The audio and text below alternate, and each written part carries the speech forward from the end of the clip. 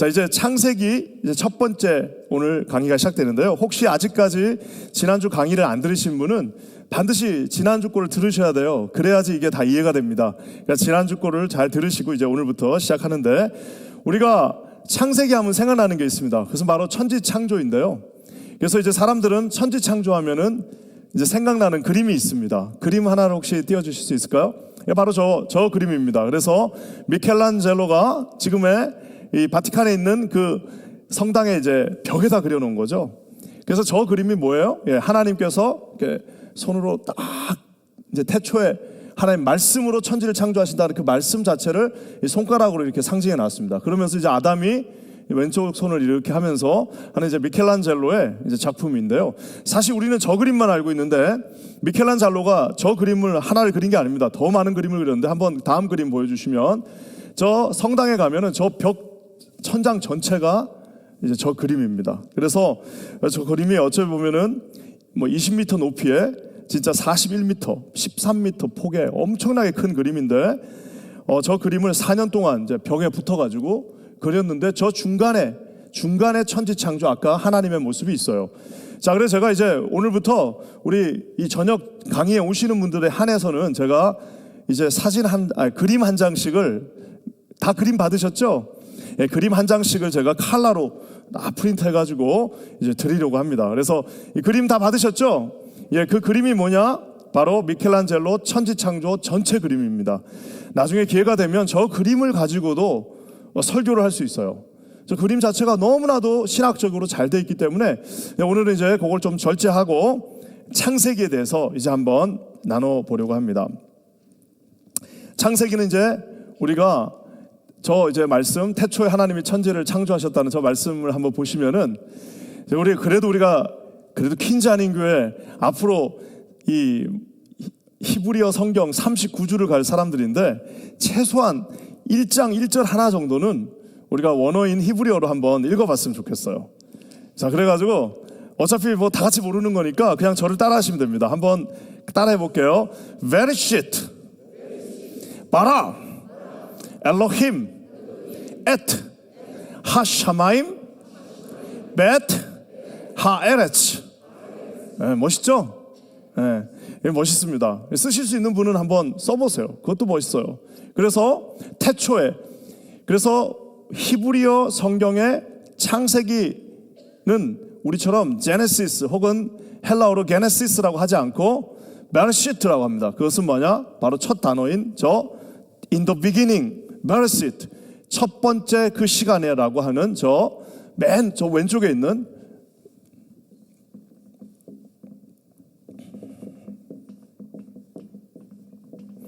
이 단어 in the beginning이에요. 말 그대로 in the beginning, 첫 번째 태초에 하나님께서. 그래서 베르시트하고 다음에 뭐예요? 마라라고 하는 동사가 나오는데요, 말 그대로 이 마라라고 하는 이 동사는 오직 하나님만 쓸 수 있는 동사입니다. 왜냐?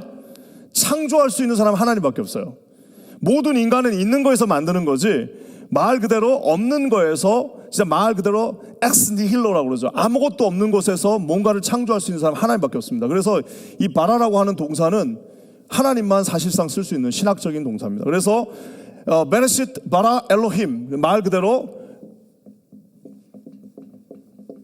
엘로힘, 우리 하나님을 상징하는 이 단어, 오직 하나님만 창조하실 수 있고 하나님만 태초가 있을 수 있습니다. 그래서 in the beginning created, 하나님께서 창조하셨다. 그런데 또 두 가지 또 몇 가지 단어가 나옵니다. 그래서 이 at는 그냥 우리로 치면은 뭐라고 해야 될까요? 그냥 그저 무엇을 할 때 목적어 같은 거라고 보시면 될 거예요. 그래서 하샤마임, 그래서 처음에는 뭐냐면은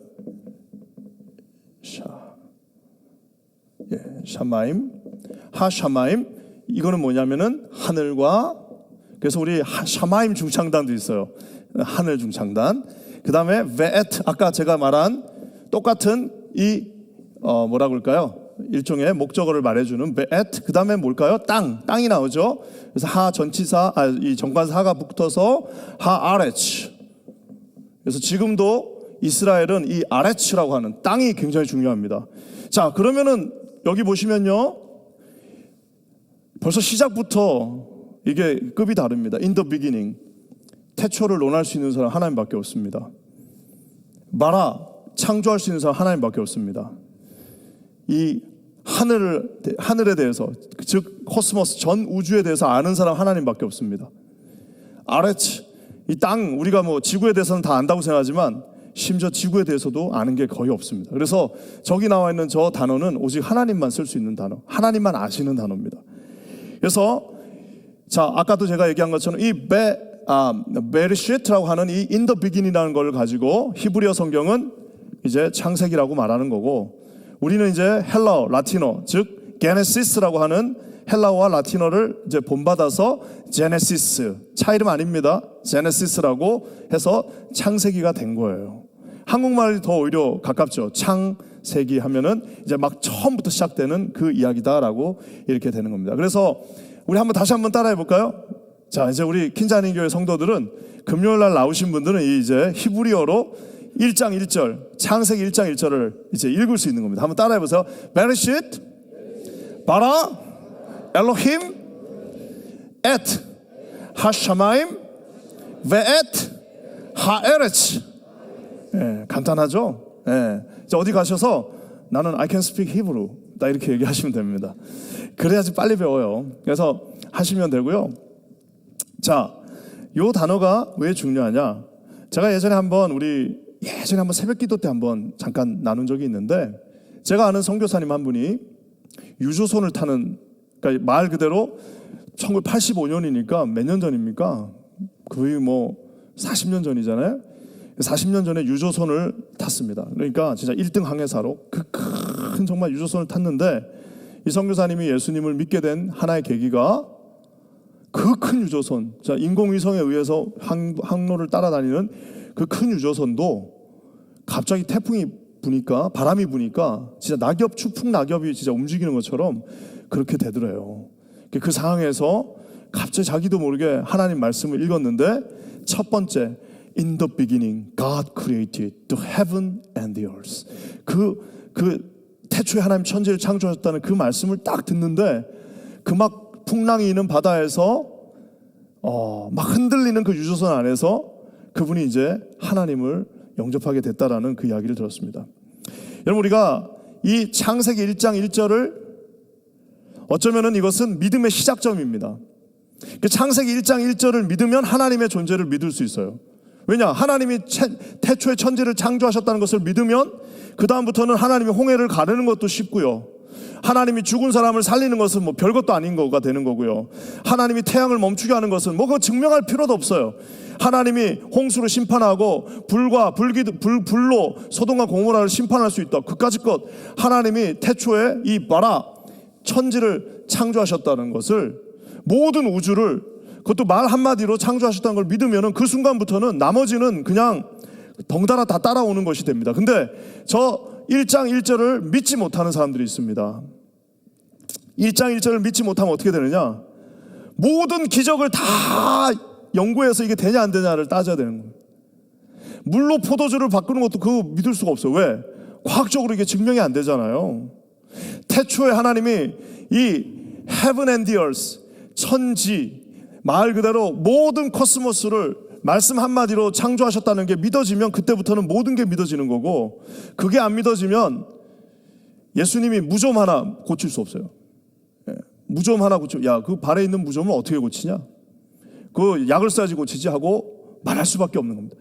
예수님께서 나를 믿으라고 했어, 예수님께서 두려워하지 말라고 했어, 그걸 어떻게 믿냐는 거예요. 그러니까 이 창세기 1장 1절은 어쩌면은 우리 기독교의 시작일 뿐만 아니라 믿음의 진입로예요. 자, 그러니까 여기로 들어가는 사람은 그때부터 성경이 그 창세기 1장 1절을 믿는 눈으로 보이는 거고, 저기를 지나가는데 저기서부터 막히면은 창세기 1장 1절에서 막히면 끝까지 다 막히는 겁니다. 놀랍죠? 여러분, 우리가 삶 속에서도 그런 사람들이 있어요. 우리가 관계를 할 때도 첫 번째 단계에서부터 막히면은요, 이게 진짜 진전이 안 됩니다. 근데 처음부터 이게 말 그대로 사랑이라고 그러잖아요. 서로 이렇게 딱 가슴이 열리면은 그때부터는 뭘 해도 다 아름다워, 뭘 해도 다 이쁘고, 이게 막히는 사람이 있고 뚫리는 사람이 있습니다. 우리 기독교는 말 그대로 뚫려야 되는데 어디서부터 뚫려야 되냐면 창세기 1장 1절에서 뚫려야 됩니다. 많은 젊은이들이 저 말씀을 믿지 못하는 것 같지만 그래도 우리 요 앞에 있는 이 젊은이들을 보셔요. 우리 청년부를 보세요. 다 이 말씀이 믿어져서 교회 나온 사람들입니다.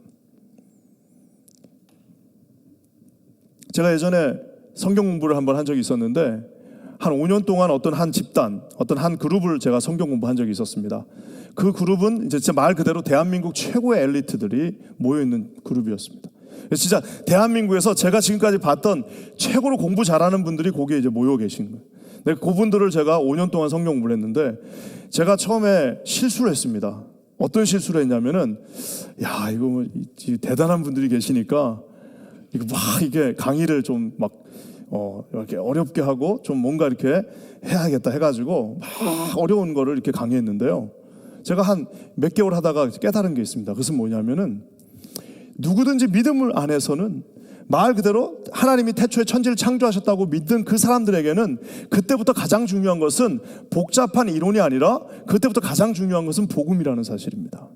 사랑하는 성도 여러분, 저와 여러분들에게는 지금 이제 이 첫 번째 관문을 연 분이 여기 앉아 있다고 저는 믿어요.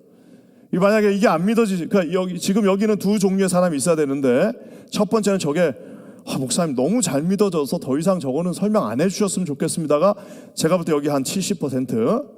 자, 근데 한 20-30%는 또 어떤 분이 있냐면은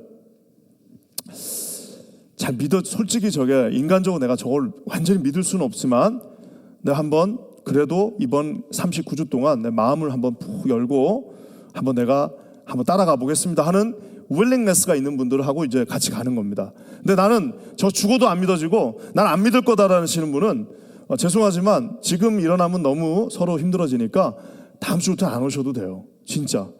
저게 안 믿어지면 그리고 저걸 믿을 마음의 의사가 없으면은 그 다음부터는 성경의 모든 것은 다 안 믿어질 수밖에 없습니다.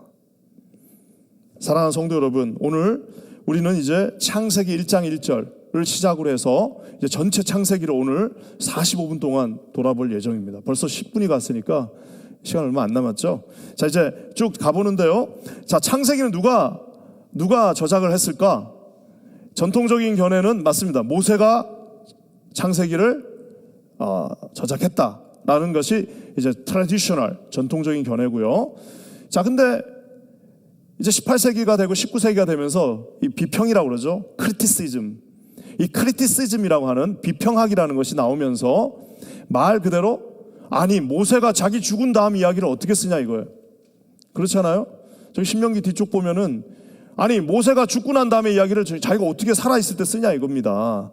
그러면서 의심하기 시작한 것들이 이제 계속 의심의 꼬리를 무니까 결국에는 트래디셔널한 뷰는 약 3,500년 전에 모세가 썼을 것이다. 아마 여리고 성을 무너뜨린 그 전후로 해서부터 써게 됐을 것이다 라고 믿는 사람이 있는 반면에 아니다. 모세가 쓴 게 아니라 여러 명이 쓴 것들을 나중에 저 에스라 시대쯤에 다 모아가지고 이것이 모세오경이 나왔다라고 믿는 분도 있어요. 자, 근데 이제 복음주의지만 공부를 많이 하신 분들은 또 어떻게 믿냐면은 모세가 썼는데 도저히 말로 도저히 이게 좀 도저히 이해가 안 되는 거는 모세의 그룹이 있었다라는 이제 그런 주장도 있습니다. 근데 이걸 가지고 또 논쟁을 하면은 또 한참을 해야 되니까 요거는 잠깐 스킵하고 모세가 썼다라고 우리는 생각하면 됩니다. 자, 이렇게 하는데 하나님은 말 그대로 모세라고 하는 진짜 퍼펙트한 한 인간을 이 창세기 또 모세오경 그리고 출애굽의 영웅으로 세우셨습니다. 모세는 제가 여러분에게 주어진 그 글처럼 세 가지의 마음을 아는 사람이에요. 모세는 어떤 생활이냐면 첫 번째 궁궐에서 40년을 살았습니다. 그래서 궁궐에서 40년을 살았기 때문에 누구의 마음을 잘 아냐? 바로의 마음을 아주 잘 아는 사람이에요.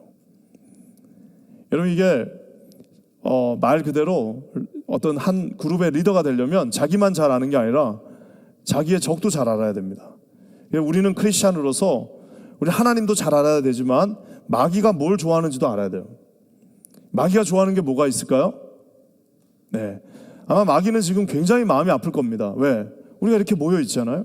마귀는 아마 굉장히 마음이 힘들 거예요. 왜? 우리가 이 뉴욕에서 참 힘을 잃었던 교회였지만 뭐 이렇게 왕성하게 마귀는 지금 굉장히 기분이 나쁠 거예요. 왜? 아니 지금 젊은 사람이 교회 없어야 되는데 왜 금요일 밤에 왜 저기에 애들하고, 왜 저기 영어권을 쓰는 애들하고, 왜 저쪽 방에 그 어린 자녀들이 여기에 왜 있냐 이거예요. 마귀의 마음을 우린 잘 알아야 돼요.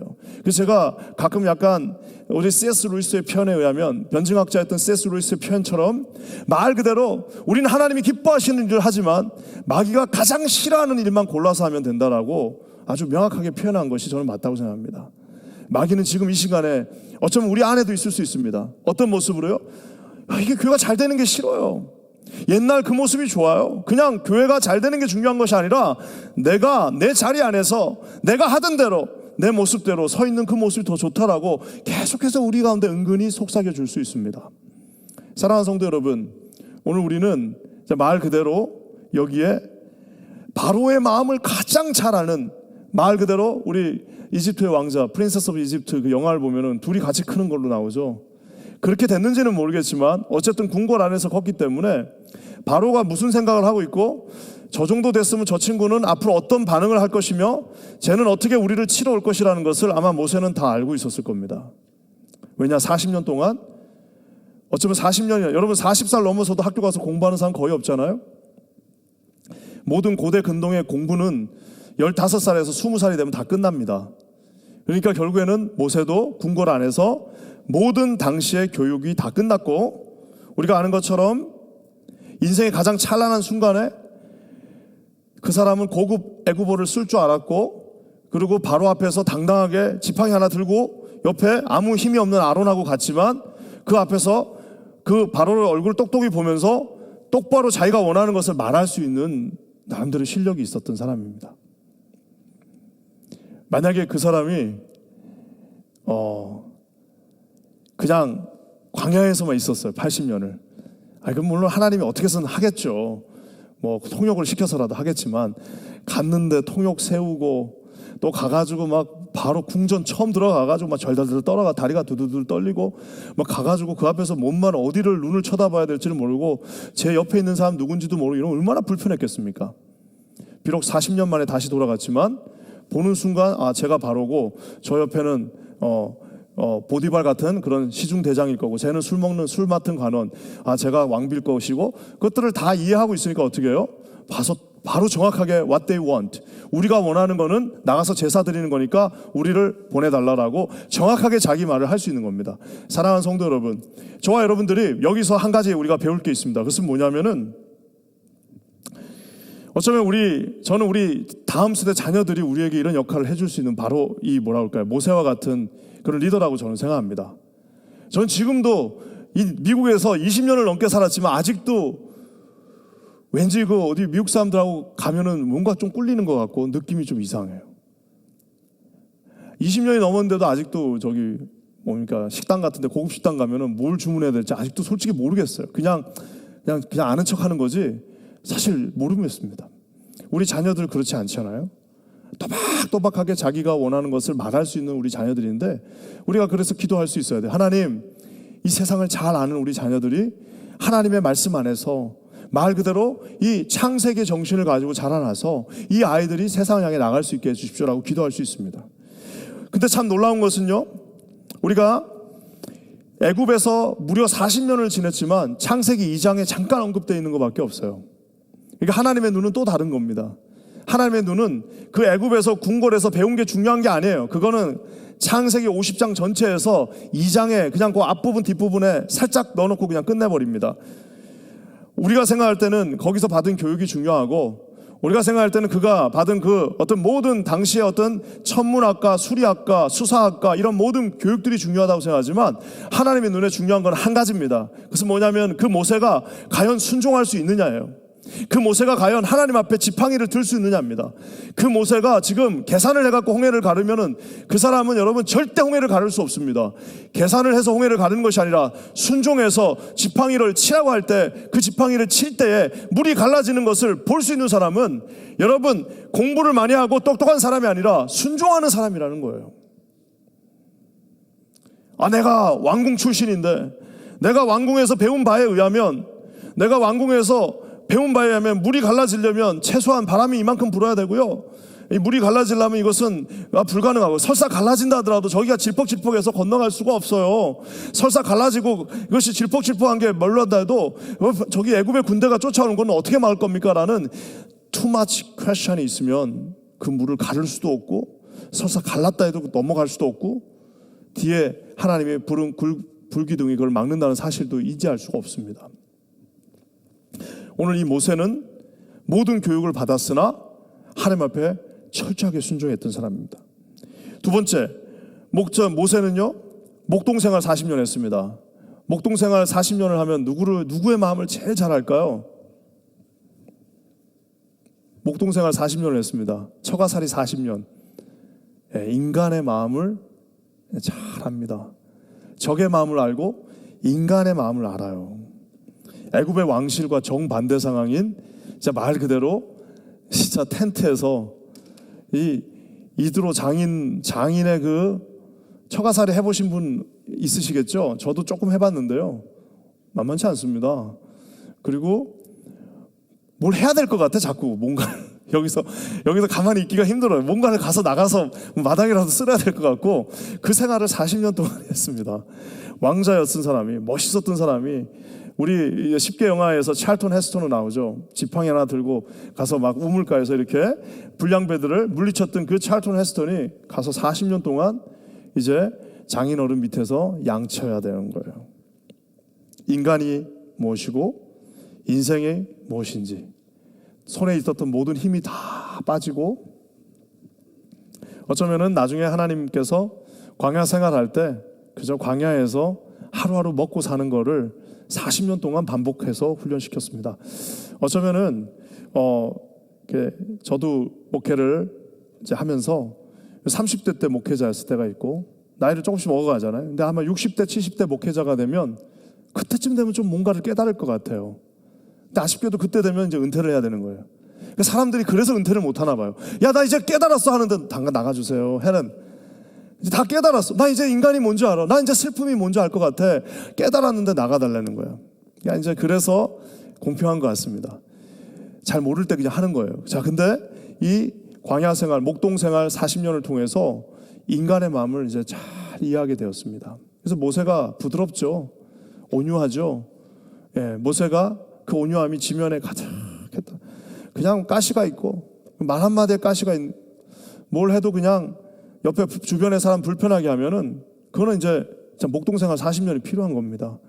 결국에는 하나님은 애굽 생활 40년, 목동 생활 40년 딱 끝나고 나니까 이제는 광야 생활 40년을 하게 하십니다. 자, 광야 생활 40년을 했으면 누구의 마음을 이제 잘 알까요? 예, 우리 집사님이 그렇게 큰 소리를 해주니까 진짜 기분이 좋네요. 광야 40년을 이스라엘 백성들을 데리고 다니다 보니까 이제 천국 갔더니 모세가 하나님 앞에 건의사항이 있습니다. 천국 가서, 하나님, 도저히 이거 지금 이빨 닦을 때마다 이 검은 게 올라와가지고 제 이거 여기 간이랑 이 내장 좀 새로 해주세요. 하나님이, 그래, 내가 네 마음을 이해한다 하고 내장을 다 빼가지고 새로 이렇게 해가지고 넣었다라는 전설이 저 충청도 지방에 있어요. 이게 뭐냐면은 40년 동안 진짜 속이 타들어갑니다. 왜냐? 지금 이 백성들은 끊임없이 범죄하고 끊임없이 하나님을 의심하고, 하나님은 끊임없이 계속해서 도전하시고, 중간에 서갖고 이럴 수도 없고 저럴 수도 없고, 여기서 하나님 비율을 맞추자니 따라오지를 않고, 여기 가서 이 사람들을 봤더니 하나님이 진노하고 계시고, 그 가운데서 말 그대로 또 미디에이터가 돼가지고 중간에 가지고 오죽하다 안 되면 차라리 날 죽이십시오라고 합니까? 하나님, 차라리 날 죽이세요. 똑같은 그 마음은 바울에게도 납니다. 차라리 내 동족이 죽느니 차라리 저를 그 생명책에서 지워주십시오라고 말하는 그 바울의 마음과 모세의 마음은 똑같습니다. 제가 예전에 순장들, 이제 우리도 순 모임이 시작된 지가 이렇게 됐지만, 이제 사실 저희는 순 모임이 뭐 한 26주, 30주가 안 되잖아요. 근데 이제 어떤 교회는 정말 순에 목숨 거는 교회들이 있습니다. 그러면 정말 순장들은 어떻게 해야 되냐면은, 정말 금전적으로 일단은 이게 감당이 안 돼요. 순장하기에 매일 3억에 매일 3억에. 그리고 그 순 맡기면은 이제 자기가 맡은 열몇 사람은 이제 완전히 자기가 책임져야 되는 어린 양이에요. 그래서 이제 순 모임을 한 3년 정도 하고 나면 그 순장들이 와서 하는 말이 있습니다. 그건 뭐냐면은 그때 이제 하나의 팀이 되는 거예요. 죄송하지만 내가 목사님 마음을 조금 이해된다라는 얘기를 해요. 이건 진짜 말 그대로 목양을 해본 사람, 자기가 15명이든 10명이든 데리고 정말 내가 책임을 지고 내가 정말 이 사람들을 책임지고 내가 끝까지 천국 갈 생각까지 책임진 그 10명이 아니라 5명이라도 그렇게 해본 경험이 있으면요 함부로 말 못합니다. 그리고 만약에 정말 15명 정도를 그렇게 데리고 다니잖아요. 자기가 먹여가면서 자기가 막 하면서 자기가 그 모든 화살을 다 맞으면서 하면요 그 다음부터는 또 다른 순장들이 새롭게 보일 거예요. 그리고 교회 지도자들이 아마 다르게 보일 겁니다. 오늘 모세는 광야 생활 40년을 통해서 주님의 마음을 철저하게 하나님의, 그러니까 오죽했으면 하나님이 모세랑 나는 친구라고, 대면하고 친구라고 말할 정도라 보면은 그렇다는 것입니다. 사랑하는 성도 여러분, 하나님은 진짜 말 그대로 아무것도 없는 사람을 들어서 쓰실 수도 있는데 오늘 하나님은 이렇게 어쩌면은 최적의 사람을 들어서 자기의 책을 쓰게 하십니다. 어느 것 하나 부족함이 없잖아요. 저는 우리 인생도 하나님 앞에 어떤 형태로든 이런 형태로 아름답게 좀 쓰임 받았으면 좋겠습니다. 우리가 하나님 앞에 우리 삶의 스테이지가 있습니다. 뭐 20, 30대 그냥 막 들이받고 다니는 때가 있고, 이제는 좀 나이를 먹고 성숙해지면 그때부터는 누군가를 품어주고 누군가를 좀 세워주고 누군가를 좀 내 어깨를 딛고 일어나라, 니네가 좀 일어나라 라고 하면서 자기가 좀 깔아주고 하는 그 나이가 있습니다. 근데 그냥 영원히 처음부터 끝까지 품지 못하고 그냥 가는 데마다 그런 사람들도 있다는 사실입니다. 여기 오늘 순장님들이 많이 계신데 오늘 이 창세기는 어쩌면은 이 모세의 마음을 이해하는 것에서부터 우리 삶이 시작된다는 것을 보여주고 있습니다. 자, 이제 모세가 이렇게 해서 시작했는데 모세의 저작을 부인하기가 쉽지가 않습니다. 왜냐? 예수님이 말씀하셨어요. 우리가 아는 것처럼 누가복음 24장에 아예 대놓고 주님이 뭐라고 그랬냐면 모세의 율법이라고 딱 얘기하고 있습니다. 그리고 요한복음에는 보면은 그가 나에게 대해서 기록했다라고, 모세가 나에 대해서 기록했다라고 주님이 아예 말하고 계세요. 그렇기 때문에 이 모세가 이 대부분의 창세기를 기록했다라고 우리가 보면은 맞습니다. 그리고 아까 얘기한 것처럼 약 3,500년쯤 아마 모세가 임종하기 전부터 이제 출애굽해서 여리고 들어갈 그 직전까지, 들어가기 직전, 이제 임종 직전부터 느보산에서부터 이제 모압 평야 그 정도에서 아마 써지 않았을까라고 많은 분들이 추측합니다. 그러니까 지금으로부터 3,500년 전에 이 창세기가 쓰여졌습니다. 자, 이제 창세기에 한번 구성으로 들어가 볼까요? 창세기는요, 그러니까 오늘 요거를 잘 들으시면 이제 창세기가 쉽게 납니다. 이 창세기를 하면서 제가 꼭 설명하는 하나가 있는데, 많은 사람들이 로미오와 줄리엣 잘 아시죠? 로미오와 줄리엣 다 한 번쯤 들어보셨죠? 로미오와 줄리엣 우리 중년층, 저보다 나이 많으신 분은 이제 올리비아 하스였나요? 이렇게 생머리, 그걸로 기억하실 거고, 저보다 나이 어린 분들은 이제 드카프리오, 로미오 역으로 나왔던 그걸로 기억할 텐데, 사람들이 내 평생에 살면서 로미오와 줄리엣을 영화를 본 사람까지는 봤어도 책을 읽어보신 분 혹시 있어요? 로미오와 줄리엣 책을 읽어보신 분 아마 100명 중에 1명밖에 안 될 겁니다. 많이 안 돼요. 그 첫 장면이 어떻게 시작되느냐, 저 위대한 두 가문이 싸움 붙었다 하면서 시작되는데, 많은 사람들이 로미오와 줄리엣 하면은 진짜 아름다운 사랑이야 그러는데, 실질적으로 이 로미오 줄리엣의 나이가 몇 살일 것 같아요? 13살입니다. 만 13살. 뭐 이런 건 안 적어도 돼요. 만 13살인데 2주가 지나면 만 14살이 되는 거예요. 그럼 로미오는 몇 살이냐? 16살 정도, 15살, 16으로 보는데, 자, 제가 왜 이야기를 하냐면은 우리가 생각할 때 아름다운 사랑인데 이 책을 읽고 나면 사실 놀랍습니다. 왜냐면은 처음 만나갖고 사랑에 빠져서 결혼하기로 약속한 날이 첫째 날, 그러고 나서 마지막 자살한 날이 5째 날이에요. 두 사람이서 실제로 있었던 시간은 20시간도 안 됩니다. 20시간도 안 되고 대사가 다 제정신이 아니에요. 만난 지 12살짜리들이 만난 지 1시간도 안 돼갖고 사랑에 빠져서 결혼하자고 그러고 결혼 안 되니까 둘이 막 자살하고 결국엔 둘 다 자살하고 이게 이제 5일 만에 끝나는데 이거를 안 읽어보면은 둘이 아름답다 그러는데 다 한번 읽어보면 좀 이상해요. 자, 제가 왜 이야기를 하냐면은 창세기에 대해서 아는 사람들은 창세기를 모르는 사람은 없지만 창세기를 정말 처음부터 끝까지 한번 내용을 다 읽어본 사람 많지 않아요. 여러분, 창세기는 두 가지로 나눠져 있습니다. 하나는 원역사라고 그래서 1장부터 11장 천지를 창조하신 그 역사가 있고요. 두 번째는 이제 족장사라고 그러죠. 족장. 우리가 잘 아는 아브라함과 이삭과 야곱과 요셉의 이야기 해서 12장부터 50장까지가 이렇게 두 가지로 나눠져 있어요. 그러니까 원역사 1장부터 11장까지의 원역사 오리지널 히스토리는 뭐냐면 하나님이 천지를 어떻게 창조하셨는가에 대한 진짜 우주적인 코스모스틱한 정말 전 우주 유니버셜한 이야기고요. 자, 12장부터는 이제 갑자기 하나님의 중심이 한 가족으로 딱 떨어집니다. 자, 그래서 사람들이 성경을 안 믿는 사람들이 또 여기서 안 믿어요. 왜 안 믿느냐?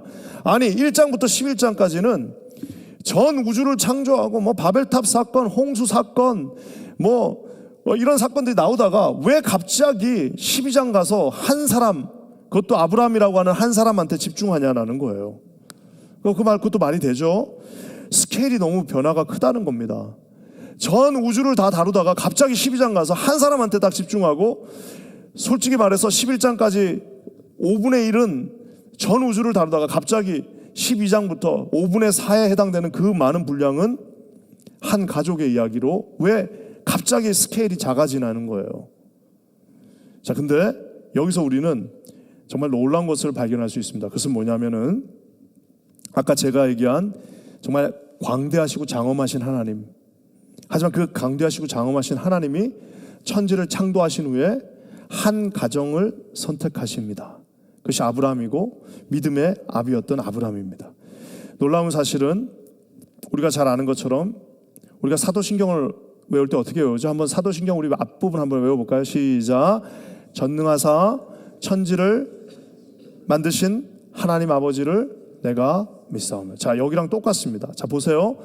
전능하사 말 그대로 전능, 모든 것을 다 하실 수 있는 분이 천지를 창조하셨는데 그 천지를 창조하신 분이 갑자기 사도신경 후반부에 어떻게 되는 거예요? 내가 믿는다라고 말하는 겁니다. 자, 그러니까 요 11장까지 천지를 창조하신 그 하나님을 내가 한 가정이 원 퍼슨이 믿을 수 있는 것이 성경인 거예요. 그래서 성경은 우주 전체를 다루고 있지만 우리도 그 성경에 액세스할 수 있습니다. 왜냐? 하나님께서 한 가정을 선택하시고 그 가정이 어떻게 구원받는지를 우리에게 보여주시면서 너희 가정도 너도 그렇게 이 성경에 액세스할 수 있다는 것을 보여주기 때문입니다. 저는 우리 퀸즈 한인 교회가 하나님의 이 뜻을 잘 봤으면 좋겠어요. 그래서 우리는 스케일이 큰 사람일수록 섬세합니다. 우리가 생각할 때는 뭐 스케일이 막 큰 사람들이 막 덜렁덜렁거릴 것 같죠? 그렇지 않습니다. 스케일이 큰 사람이 섬세하고요, 섬세함이 모여서 큰 스케일을 가져올 수 있습니다. 그러니까 교회도 그렇습니다. 굉장히 스케일이 작은 교회가 있어요. 정말 그러면은 너무너무 힘듭니다. 스케일이 뭐 할 때마다 스케일이 작으면은 도저히 이게 불가능합니다. 근데 누가 스케일이 크냐? 섬세한 사람들이 모여있는 그곳이 커다란 스케일을 가질 수 있습니다. 그래서 우리 퀸즈 한인 교회는 굉장히 적격인 교회예요. 왜? 우리는 한 영혼 한 영혼을 소중하게 다루면서 한 영혼 한 영혼에게 우리의 포커스를 맞추되, 하지만 하나님께서 그 모든 사람들이 모였을 때 커다란 스케일로 우리 자신만 보는 게 아니라, 우리 두 눈이 우리한테만 고정된 것이 아니라 뉴욕 전체를 볼 수 있고 미국 전체를 볼 수 있고 어쩌면 이 고난받는 지구 전체를 볼 수 있는 그 눈이 우리 교회에도 있어야 된다는 사실입니다. 우리 한국 기독교가 지난 40년 50년 동안 정말 전 세계 유래를 찾아볼 수 없을 만큼 성장했지만 존경받지 못하고 있습니다. 왜 그럴까요? 성장은 했는데 주변을 돌아보지 못한 거예요. 커졌지만 이 원역사만큼은 창조했지만 이 원역사가 이 주변에 아무런 영향을 못 미친 겁니다. 그래서 우리 하나님의 백성들은 말 그대로 전능하사 천지를 창조하시고 만드신 하나님을 내가 믿는 그 단계가 이 두 가지가 같이 병행된다. 광대함과 세밀함. 세밀한 어떤 그 한 사람을 향한 사랑이 모여졌을 때 광대한 스케일의 사람이 될 수 있다는 겁니다. 자, 그리고 또 이 하나님의 창조 핵심 주제가 총 세 가지인데요. 죄송합니다. 이게 하나님의 창조인데요. 제가 죄송합니다. 조금 건너뛰었습니다. 하나님의 창조를 보시면은 이 세상의 창조가 있고 인간의 창조가 있습니다. 그래서 하나님께서 이제 창조를 하실 때 1장과 2장 3절까지는 세상을 창조하셨는데 2장 4절부터 이제 25절까지는 이제 인간을 창조하는 것을 보죠. 말 그대로 인간을 우리 하나님이 어떻게 해요? 흙으로 생기를 부으사 사람을 창조하셨다. 흙이라고 하는 그 단어는 히브리어로는 티끌입니다. 먼지. 그러니까 먼지를 주셔서 거기에다가 주님이 후 하고 부니까 그게 사람이 된 거예요. 자, 그러니까 반대로 하나님의 이 후 부는 그 생기가 없으면은 우린 다 먼지라는 겁니다. 그러니까 저와 여러분은 먼지예요, 먼지. 원래는 먼지인데 하나님이 생기를 불어 넣으시는 그 순간부터 하나님의 백성, 어떤 존엄한 인간이 됩니다. 그래서 이것을 뭐라고 하냐면 전문 용어로 image of God. image of God. 그래서 라틴어로는 이마데오 해가지고 뭐예요? 하나님의 형상. 그러니까 우리 예수님께서 라가라고 하는, 즉 바보라고 하는 사람마다 너 큰일 난다라고 얘기하신 소자 하나가 만약에 소자 하나를 너희가 실족하게 하면 너 연자맷돌을 들고 너 지금 물속에 빠져야 된다고 하신 이유가 뭐냐? 바로 이 이마데오, 이미지 오브 갓. 모든 하나님의 백성들은 아무리 그 사람이 약하고 부족하고 연약하고 천박하고 부족하다 할지라도 그 사람은 하나님의 형상으로 만들어진 거예요. 그래서 우리가 누군가를 뭐 이렇게 폭력을 행사한다거나 우리가 누군가에게 막 심한 말을 한다거나 하는 것은 그것은 그 사람을 향한 공격이 아니라 이미지 오브 갓, 하나님의 이미지가 있는 그 인간을 향한 도전이라는 겁니다. 그래서 우리 기독교는 인권을 존중하고 아무리 나쁜 사람이라 할지라도 그 사람 안에 하나님의 형상이 여전히 그래도 타락했지만 있다는 것을 이제 믿는 거예요. 그래서 이 세상의 창조와 인간의 창조가 그래서 굉장히 중요합니다. 자, 이제 하나님이 이렇게 아름답게 창조하셨지만 결국에는 인간이 타락하게 됩니다. 그래서 타락하게 되는데 인간이 타락하니까 3장에 타락하자마자 첫 번째 결과는 뭐예요? 카인의 살인입니다. 살인의 추억이 저기서 나오는 거예요. 그러니까 인간이 타락하자마자 첫 번째 한 일은 사람을 죽이는 겁니다. 그 나하고는 상관없는데 난 사람 안 죽이니까. 천만에요. 우리가 얼마나 많이 입으로 사람을 죽이고 우리의 그 불친절함으로 사람을 죽이고 우리의 그 정말 입으로 얼마나 많은 사람을 죽였다 살렸다 하는지 몰라요. 인간이 타락해서 그렇습니다. 카인이 살인을 합니다. 그래서 하나님은 어쩌면 창세기 1장과 2장을 보면 죄송합니다. 창세기 1장과 2장을 보면은 이걸 가리켜서 죄송합니다. 여기 조금 더 두꺼운 걸로 이 창세기 1장과 2장을 보면 이것을 우리는 낙원이라고 합니다. 낙원. 그렇죠? 하나님이 낙원을 만들었어요. 파라다이스를 만드셨습니다. 자, 근데 3장에서부터 이제 아담이 타락하고 나니까 이제 그때부터 된 게 뭐예요? 밀턴이라고 하는 유명한 작가의 말처럼 실낙원. 여기 이제 이게 두음 법칙인가 하여튼 그래갖고 실낙원이 됩니다. 그래서 실낙원이 말 그대로 파라다이스 로스트라고 실낙원, 낙원을 잃어버린 겁니다. 이게 언제까지냐? 창세기 3장부터 요한계시록 20장까지예요. 계시록 20장까지가 실낙원입니다. 그래서 낙원을 잃어버렸어요. 우리가 그전에는 이렇게 농사 안 져도 되고 엉겅퀴도 없고 해산의 고통도 없고 정말 죽음의 고통도 없는 그 낙원에 있었지만 3장에 아담이 범죄한 이후부터 계시록 20장까지 주님이 다시 오시는 그날까지 우리는 실낙원에 살고 있습니다. 자, 그러면서 이제 계시록 21장에 도대체 다시 뭐가 되느냐? 이제 말 그대로 복낙원이라고 합니다. 복낙원. Paradise regained. 파라다이스를 다시 찾았다 해서 계시록 21장의 복라곤이 되는 거예요. 자, 즉 첫 번째 낙원이었던 그 아름다운 곳을 잃어버리는 순간 우리는 그것이 신라곤이 되고, 이제는 복라곤, 계시록 21장. 그래서 신라곤이라고 하는 이 존 밀턴의 그 서사시죠, 일종의 그 서사시를 이제 뭐 읽어보면은 1장부터 12장까지는 굉장히 참 좀 뭐라 그럴까요? 참 마음이 아픕니다. 그렇지만 이제 12장 마지막에 보면은 이제 천사 미가엘이 그 신라곤에서 이제 아담과 하와에게 야, 나가서 그래도 하나님이 살려주실 거야 하면서 쫓아내면서 그 이제 신라곤 그 대단한 서사시가 끝이 나는데요. 중요한 것은 그 모든 신라곤은 거기서 끝나는 게 아니라 말 그대로 계시록 21장까지 그 연결되어 있습니다. 자, 요 이제 그것들을 여러분이 한번 보셔야 되고요. 자, 그 다음에 이제 심판이 있습니다. 6장과 10장에 보면은 홍수 심판이 있고 언약 자손이 있는데 하나님 홍수로 심판하시죠. 하지만 이제 무지개로 언약을 다시 또 주십니다.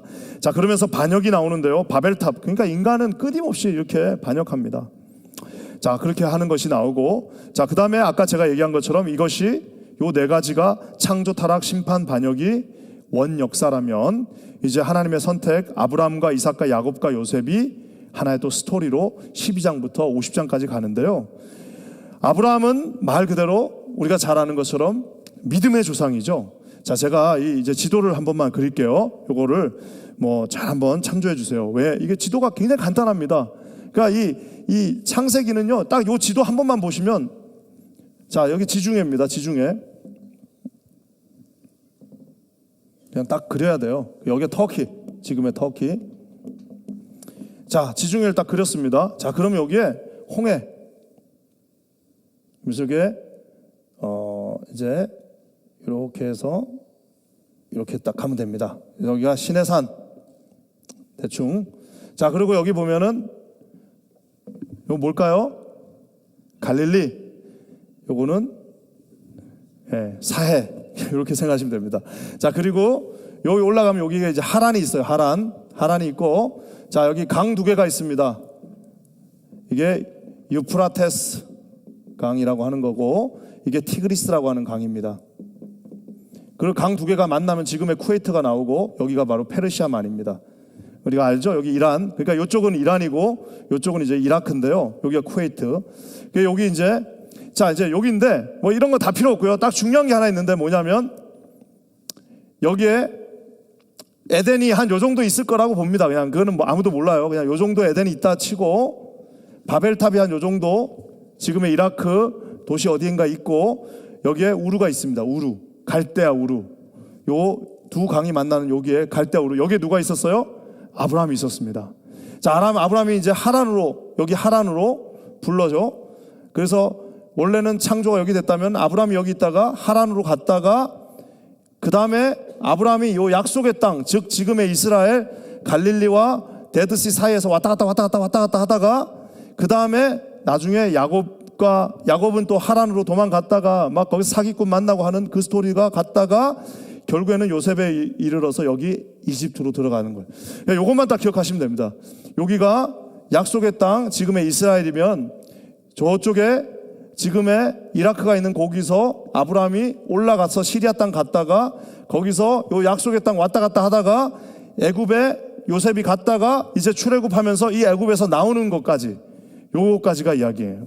자, 그래서 여기에는 4명의 12장부터 50장까지는 4명의 인물이 등장하는데, 첫 번째 누가 나와요? 아브라함이 나옵니다. 아브라함은 우리의 어떤 조상이에요? 믿음의 조상인 거예요. 아브라함 믿음입니다. 아브라함 무조건 믿음이에요. 아브라함은 믿음으로 갈 바를 알지 못했지만 떠났어요. 아브라함은 믿음으로 자기 아들 이삭의 칼을 갖다가 댔습니다. 아브라함은 믿음으로 하나님께서 가라고 하는 땅으로 그냥 가는 거예요. 그것이 아브라함의 믿음이고요. 자, 그러면 이삭은 어떤 상징성이 있을까요? 이삭은 순종입니다.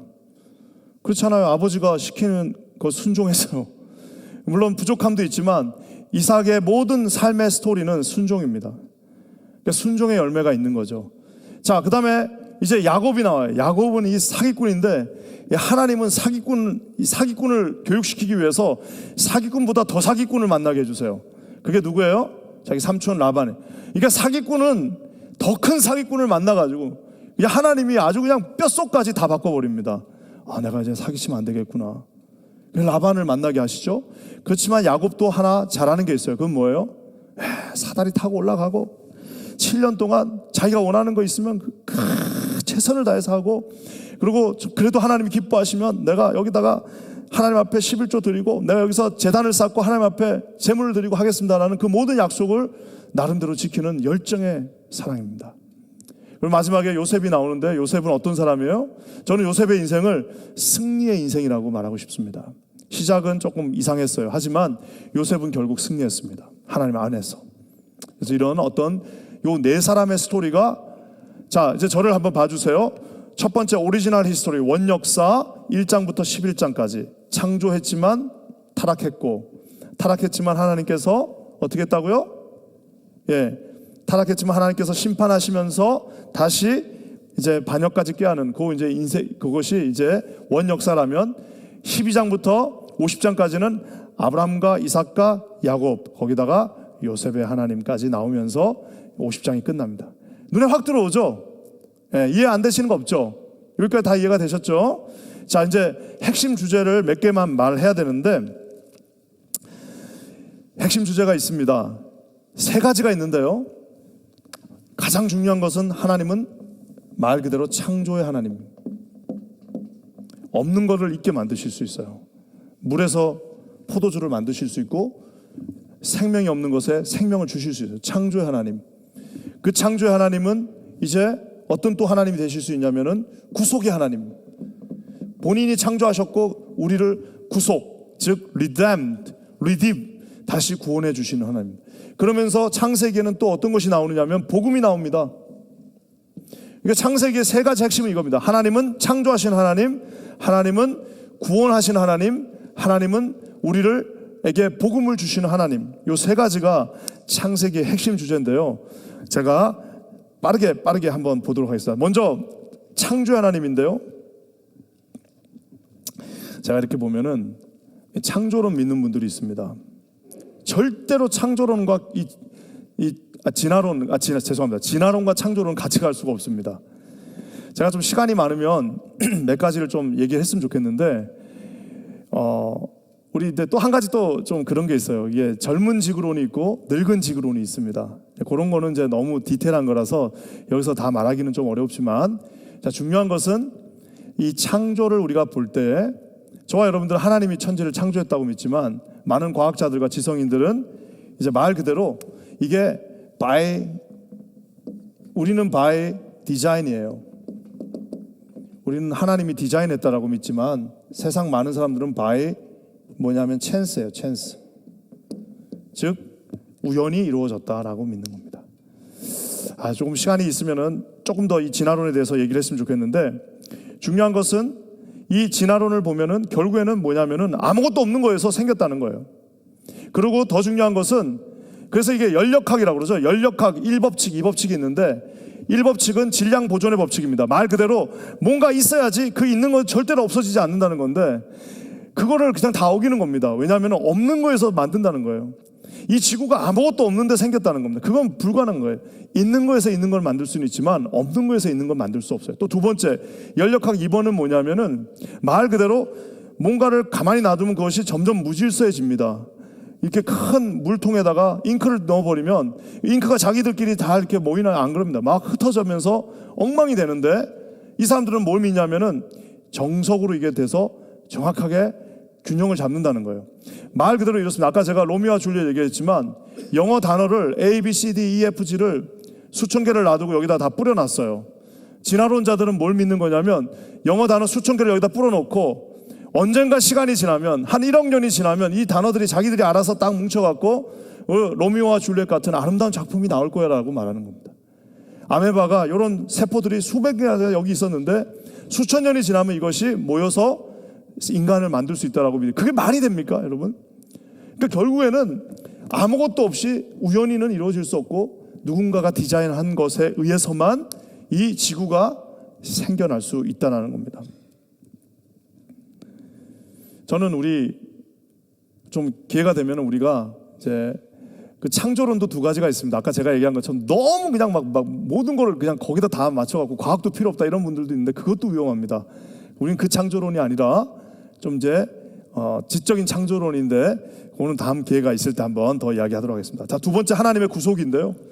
하나님의 구속도 중요합니다. 말 그대로 redemptive history. 하나님이 창세기에서부터 어떻게 우리를 구원하시느냐예요. 하나님은 여기 제가 인간의 죄를 한번 나열해 봤습니다. 아담의 죄가 3장에 나오고 가인의 죄가 4장에 나옵니다. 인류 전체의 죄가 6장과 8장에 나옵니다. 노아의, 심지어는 노아마저도 죄를 짓습니다. 아브라함의 죄가 20장에 나오고 사라의 죄는 16장 18절에 걸쳐서 나오고 소돔의 죄가 18장 19절에 나오고 이삭의 죄가 26절에 나오고 야곱 가족 전체의 죄가 34장과 35장에 나오는데요.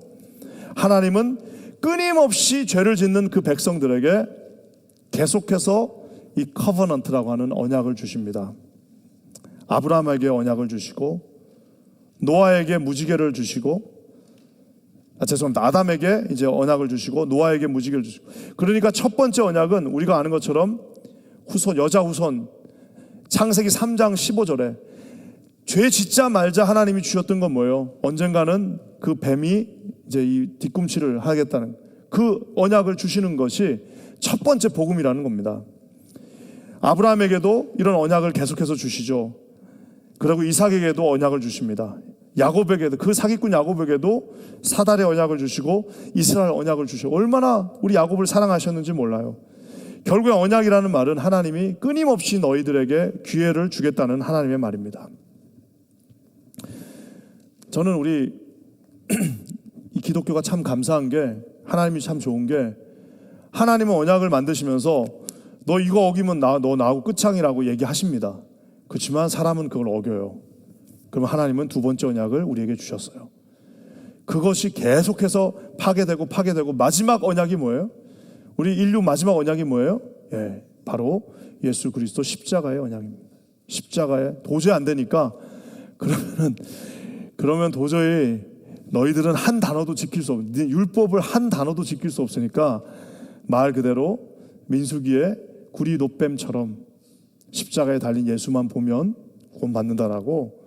그럼 사람들이 그렇게 쉽게 해놓으면 어떡합니까? 그렇게 안 하면 지킬 수가 없다니까요.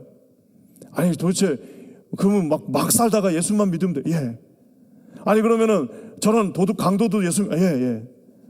왜냐하면 저와 여러분들도 그런 나쁜 사람이거든요. 우리는 다 나쁜 사람이에요. 우리는 우리 힘으로 구원받을 수 없습니다. 하나님의 언약의 마지막 결정판인 예수 그리스도의 십자가의 보혈로만 우리를 구원하실 수 있습니다.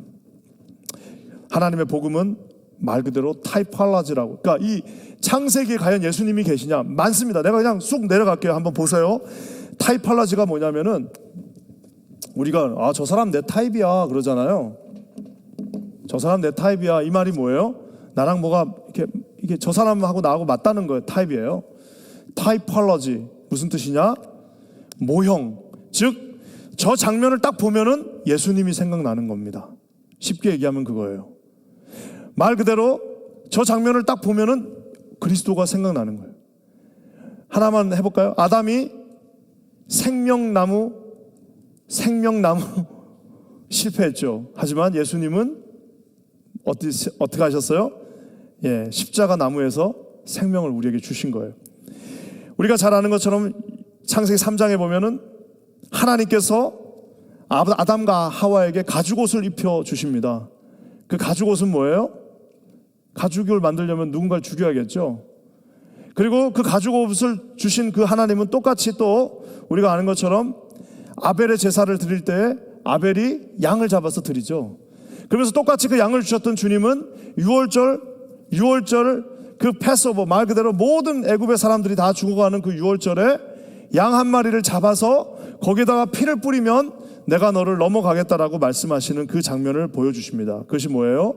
예, 그것이 바로 패스오버, 6월절. 즉 창세기에 나와 있는 그 어린 양을 보면 신약 성경에 있는 어린 양 대신 예수가 어렴풋이 보이는 겁니다. 우리가 잘 아는 것처럼 마태복음에 노아의 때가 인자의 때와 같다라고 말하고 있습니다. 그 노아의 때도 인자의 때도 이러하다라고 하면서 뭐라고 저기 나와 있으면 한번 읽어볼까요? 사람들이 먹고 마시고 장가들고 시집가고 있으며 홍수가 나서 그들을 다 멸하기까지 깨닫지 못하였으니 인자의 이 밤도 이와 같으리라. 비 오기 하루 전날까지도 다 놀고 있었습니다. 비 오기 하루 전까지도 아무것도 모르고 있었어요. 하지만 인자의 이 밤도 이와 같으리라. 주님이 내가 다시 세컨 커밍 하겠다, 내가 다시 오겠다라고 말씀하시지만 우리 중에서 주님 오시는 걸 기다리는 사람이 도대체 몇 명이나 있겠습니까? 이 하나님의 교회가 우리는 재림신앙이 있어요, 주님이 다시 오시는 것을 기다린다고 하지만, 여러분 솔직히 말해서 우리 중에 주님이 내일 오신다고 믿고 사는 사람이 누가 있겠습니까?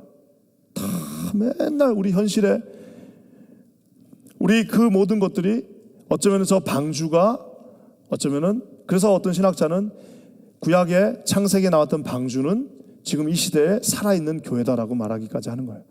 방주에 들어간 사람은 사는 것이고 그 교회 안으로 들어가는 사람은 살 수 있다라는 것, 그것이 하나의 어렴풋이 연결이 된다는 겁니다. 멜기세덱 이야기가 있는데 이거는 나중에 제가 다음 기회에 한번 더 하도록 하겠습니다. 여러분 이삭도 마찬가지입니다. 아브라함의 독자였던 이삭, 예수님이 하나님의 독자였던 것처럼 이삭은 자기가 태워질 그 나무 더미들을 들고 모리아산으로 간 것처럼 예수는 자신을 못 박혀질 그 십자가를 지고 골고다산으로 올라간 것처럼 모리아산, 골고다산 비슷한 장소에 있습니다. 결국에는 그곳에서 같이 제물로 드려졌다는 사실입니다. 요셉도 마찬가지죠. 요셉은 형들의 잘못을 지적하여 미움을 받았습니다. 예수님은 사람의 죄를 지적함으로 바리새인들의 미움을 받았습니다. 요셉은 은 20에 팔렸고 예수는 은 30에 팔렸습니다. 요셉은 보디발의 아내의 유혹을 이겼고 예수는 사단의 템테이션을 이겼습니다. 요셉은 온 이스라엘 백성을 구원하였고 예수님은 온 인류를 구원했습니다. 자, 이게 뭐냐? 말 그대로 타이폴로지. 우리가 구약 성경 창세기를 읽으면 거기에 예수라는 단어는 없지만 그 창세기를 읽으면서 예수님이 어렴풋이 요셉의 눈에서, 이삭의 눈에서 이렇게 보인다라는 사실입니다. 그래서 이제 창세기를 우리가 그 눈으로 보면 너무너무 신이 나고 재미가 있겠죠. 사랑하는 성도 여러분, 시간이 아쉽네요. 45분밖에 없으니까 여기서 이제 마쳐야 되는데, 저와 여러분들은 이제 오늘 말 그대로 제네시스, 시작, 비기닝에 있습니다. 저는 시작이 참 좋은 것 같아요. 왜 좋냐면은 예전에 이제 이 얘기하고 마치려고 합니다. 예전에 제가 중학교 3학년 됐더니 우리 영어 선생님이 지금도 잊을 수 없는 그 말, 지금까지 니네가 어떻게 했든지 상관없다. 니네가 공부를 잘하든 못하든 그것도 상관없다. 니네가 지금까지 어떤 인생을 사는지도 상관없다. 지금부터 내가 하라는 대로만 하면 니네는 영어를 잘할 수 있다. 야, 나는 지금도 그 영어 선생님 생각 굉장히 많이 납니다. 저는 그분을 믿었어요. 나 저분을 믿고 가야겠다. 여러분 죄송하지만 여러분의 똑같이 말씀드리고 싶습니다. 지금까지 여러분이 구약 성경을 몰라도 상관없습니다. 지금까지 여러분이 성경에 대해서 별로 재미가 없어도 상관없습니다. 지금부터, 오늘 우리가 첫 시간이 시작됐습니다. 지금부터 39주를 같이 항해하고 여행하면요, 나중에 39주가 끝날 때쯤 되면 말 그대로 리뎀티브 스토리, 전체 성경의 커다란 맥이 이제 어디로 갑니까? 이 모든 전체 구약 성경이 어디로 향해서 가는 거예요? 바로 우리 오실 메시아를 향해서 가게 됩니다. 이 커다란 천지를 창조하셨다가 아브라함 갔다가 이스라엘 해서 쭉쭉쭉 밀어서 이제 예수님으로 향하는 그 주님을 말라기 이후 39주 후에 보게 될 것입니다.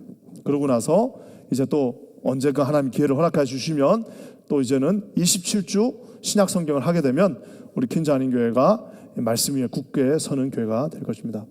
여러분 더 많이 할 얘기가 있는데 너무 많이, 처음이니까 아직 이제 힘 조절이 안 돼서 그러니까 이해해 주시고, 이제 조금 지나면 45분 딱 되면 끝날 거예요. 이제 처음이니까 좀 이해해 주시고 이렇게 해 주시면 좋겠습니다. 자, 질문이 있으신 분들은 언제든지 부목사님들한테 물어보시면 잘 대답해 주실 거예요. 같은 신학교에서 다 공부했으니까 우리 부목사님들한테 물어보시고, 부목사님 모른다 그러면 그 부목사님을 꾸짖지 마시고 우리 같이 한번 공부해 봅시다 하고 맛있는 거 사주시면서 같이 한번 공부해 보시면 다 알게 될 겁니다. 다 이해가 되셨죠? 우리 두 가지 오리지널 히스토리가 한 인간의 히스토리로 되는 것이 창세기다 라고 말씀드렸습니다. 자, 우리 마지막으로 한 번 더 우리 멋있게 한번 읽어보고 끝낼까요? 우리 다 준비되셨죠? 베레시트 바라 엘로힘 엣 하샤마임 베엣 하아레츠. 태초에 하나님이 천지를 창조하시니라. 아멘. 잠시 기도하겠습니다. 하나님 감사합니다. 오늘 주님께서 태초에 하나님 천지를 창조하셨고, 천지를 창조하시고 우주를 창조하신 주님께서 한 인간의 그 가냘픈 역사에 관여하시며 아브라함을 부르시고 갈대아 우르 땅에서 그를 부르셔서 약속의 땅으로 인도해 주셨음을 보았습니다. 결국에는 그 아브라함을 통하여서 믿음으로 우리가 구원받게 됨을 보았습니다. 하나님, 이제 시작된 창세기서부터 마지막 말라기까지의 말씀 가운데 함께 동행하시는 주님을 바라보게 하여 주시옵소서. 창조하셨고 구속하셨고 복음을 주신 주님을 의지하게 하여 주시옵소서. 놀라운 일을 이루실 주를 찬송하며 예수님의 이름으로 간절히 기도합니다. 아멘.